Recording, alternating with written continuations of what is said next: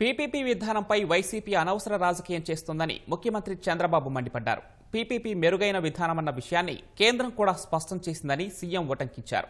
PPP అంటే ప్రభుత్వ ఆస్తి అని గుర్తించాలని స్పష్టం చేశారు. భావితరాల కోసం సంపద సృష్టించి ఆదాయం పెంచేందుకే పీపీపీ పద్ధతిలో వివిధ ప్రాజెక్టులు తెస్తున్నామని పేర్కొన్నారు. నేను ఏ పని చేసినా భావితరాల కోసం ఆలోచిస్తాను. ఈరోజు మీరు చూసినప్పుడు మెడికల్ కాలేజీలు కూడా కొంతమంది కావాలని రాజకీయం చేసే పరిస్థితికి వస్తున్నారు. ఏదైతే ఈరోజు ఒక రోడ్డు ఉంది, రోడ్డు మనం ఏం చేసేది పీపీపీ మోడల్లో చేస్తాం. 10-15 సంవత్సరాలు వాళ్ళు రన్ చేస్తారు. రన్ చేసి మళ్ళీ ప్రభుత్వానికి అప్పచెప్తారు. అది ప్రభుత్వ ఆస్తి, రన్ చేసేది ప్రైవేటు వ్యక్తులు. తద్వారా ఎక్కువ పనులు అవుతాయి. నిన్న పార్లమెంటరీ కమిటీ కూడా ఒక మాట చెప్పారు. ఈరోజు ఉండే పరిస్థితిలో మెరుగైన చదువు కావాలన్నా, మెరుగైన సేవలు కావాలన్నా ఈ హాస్పిటల్ కానీ కాలేజీలు కానీ పీపీపీ విధానమే మెరుగైన విధానమని పార్లమెంటరీ పార్టీ కూడా చెప్పే పరిస్థితికి వచ్చారు. రికమెండేషన్లు ఇచ్చే పరిస్థితికి వచ్చారు.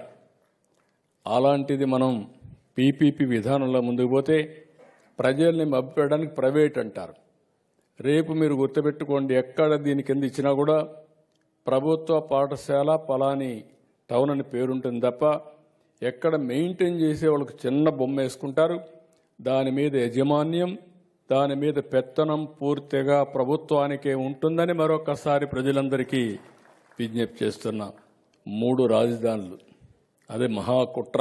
ఒక మాటలో చెప్పాలంటే 3 రాజధానులు మాట్లాడి అసలు రాజధాని ఏదో లేకుండా చేసి మనం ప్రపంచం అంతా కూడా అపహాస్యమయ్యే పరిస్థితికి వచ్చాం.